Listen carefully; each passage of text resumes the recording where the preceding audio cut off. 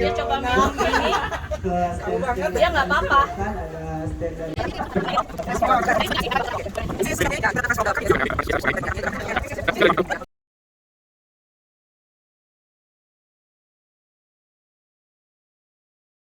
Dan khususnya yang betina. Jadi kami semua di sini adalah pelaku-pelaku praktek pertanian selaras alam yang disebut biodynamic. Ini asalnya dari Eropa, tetapi sebetulnya ini sama persis dengan praktek para leluhur kita tempo dulu. Masalahnya praktek pertanian selaras alam leluhur kita kebanyakan mungkin dituturkan secara lisan atau ditulis melalui lontar, sehingga zaman sekarang agak sulit untuk kita menggalinya kembali. Kebetulan kita punya belajar mengenai ajaran pertanian biodinamik ini, maka kita bisa terapkan dan juga kita bisa adopsi sesuai dengan kultur dan budaya kita di Indonesia. Jadi ini saya ingin perkenalkan teman-teman biodinamik saya dan apa yang mereka terapkan di kebunnya masing-masing. Silakan. Mungkin dari yang senior dulu, Pak Katek. Mohon maaf, bukan senior. Sama-sama belajar. Oke, perkenalkan. Nama saya Imade Sandi, saya sering dipanggil Kadek Melon. Jadi untuk biodinamik kebetulan kita ketemu suku. Dulu kita sama-sama diajari, di samping juga rekan-rekan dari Malaysia, Miselan juga Pak Uta ya. Jadi apa sebenarnya manfaat daripada tanduk sapi yang banyak yang tidak diperhatikan, sebenarnya manfaatnya luar biasa. Nah di sini dari tanduk sapi ini kita dapatkan nanti yang disebut dengan BD500 ya. BD500. Nah manfaat BD500 itu bagaimana? Nah ini di sini sebenarnya kita sudah mulai bermain dengan mikroba ya, mikroba yang terdapat di ujung tanduk ini. Yang itu kita fermentasi istilahnya sekarang, sebenarnya kita keram di dalam tanah selama 6 bulan. Terus bagaimana cara pembuatannya? Mari kita coba terangkan. Di sesi berbeda aja Pak. Oh gitu. Oke. Walaupun kami adalah pelaku dari biodinamik sejak 2013, tapi biodinamik sudah dijelaskan sama rekan-rekan dari Rotary. Nah saat ini gerakan yang kami konsen itu adalah tata kelola sampah berbasis sumber. Jadi kita juga turun ke sungai-sungai, mengedukasi masyarakat, desa-desa, bagaimana sampah ini terkelola dengan baik. Dan juga kita membangun sebuah regulasi bank sampah, dan bank sampah ini pentingnya regulasi sampah-sampahnya ini perginya kemana, itu pun sudah berjalan saat ini. Kalau di Kabupaten Tabanan sudah hampir 98 desa yang kami dampingi dari 133 desa yang ada di Tabanan, jadi masih ada PR. Kami konsen di sungai, bersih-bersih sungai, mengangkat sampah dari sungai, dan kita juga sering datang ke tempat-tempat lain sebagai motivator, mencoba untuk membangkitkan local wisdom mereka. Jadi karena wilayah mereka adalah tanggung jawab mereka. Jadi kita tidak mau mengklaim bahwa ini adalah gerakan kita. Nah, karena ini sesuai dengan tatanan, seiring dengan tajuk rencana Trihita Karana. Ya, di sana ada pelemahan Pewangan dan Periangan. Jadi pelemahannya pun wajib dijaga oleh masyarakat setempat, bukan hanya pura dan rumah saja, tapi pelemahannya yang seperti sudah dilakukan luar biasa Pak Munda. Hebat sekali ya, beliau sudah juga sangat konsen dengan air. Kenapa air? Air adalah asal mula kehidupan ya, sumber dari segala sumber kehidupan. Nah itu yang kami lakukan. Kami juga tergabung dengan komunitas peduli sungai yang ada di Bali. Duren tadi itu gimana ceritanya Mas Kuku? Baik, terima kasih. Selamat siang semua. Perkenalkan, nama saya Kuku dari Sande Metimpal Farm.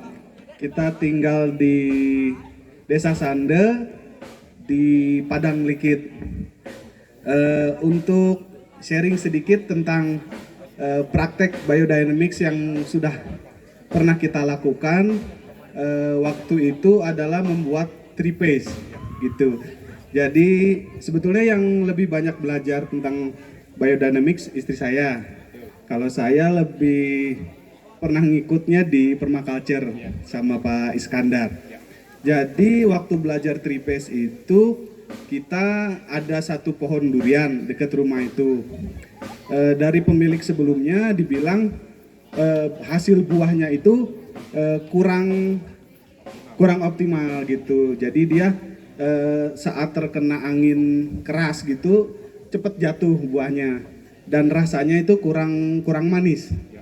Nah, setelah kita belajar cara membuat triphase itu pakai kotoran sapi betina yang sedang menyusui, kemudian pakai pasir silika, dan yang saya cukup terkejut itu menggunakan daun lateng gitu, karena saya tahunya kan daun lateng itu istilahnya kayak berbahaya gitu untuk kita, kan bisa bikin gatal gitu.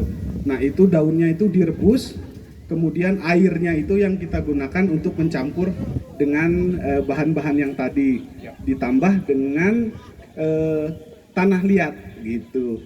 Nah, itu semua kita aduk menggunakan tangan. Saya itu pas mau menyelupkan tangan ke air lateng itu takut gitu. Nanti bagaimana tangan saya ini, apa nanti bengkak atau gimana. Tapi ternyata setelah kita campur selama kurang lebih 30 menit itu nggak apa-apa tangannya gitu. Nah, setelah itu kita cobalah oleskan ke batang pohon duren yang dekat rumah itu dari kurang lebih kaki sampai sejangkauan tangan yang terakhir gitu.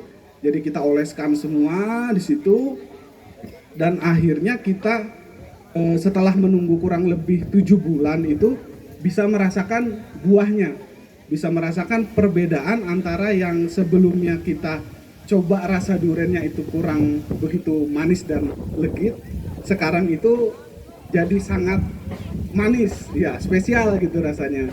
Dan kita pada kesempatan ini juga menggunakan buah durian itu untuk membuat cake yang bisa kita coba sama-sama di stand yang kita buat gitu.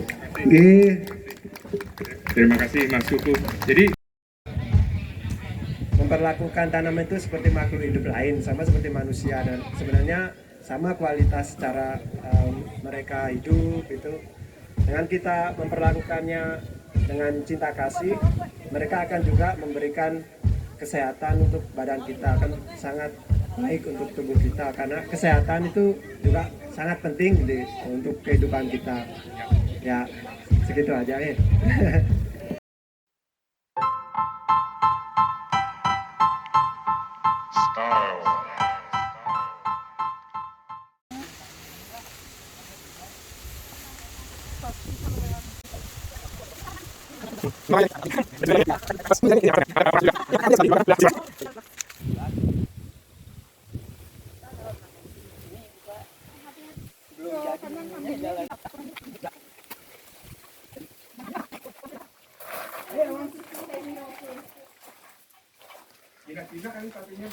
Iya. Ini ibu, bapak, anak? Enggak, ini betina semua. Ini ibunya yang ini. Kalau yang itu lagi hamil dia. Dia organik juga ya? Organik semua. Organik. naik banyak, kan 5 juta jadi 20 juta. Oh, paling mahal harga sapi sih berapa, Pak? Di sini per ekornya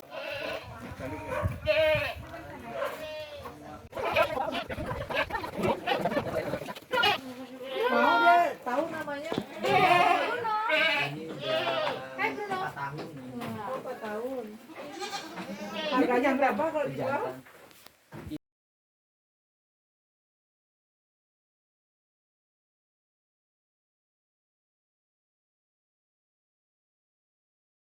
Kunjungan dapat duren. itulah manfaatnya Ya. kita beraktivitas dengan Rotary ya. Ya. Coba rasanya gimana, Pres? Oke. Kita ambil. Look at this. Legit. Dan itu hasil organik. Ini Hasil dilulur, iya hasil apa namanya paste. triphase. Paste.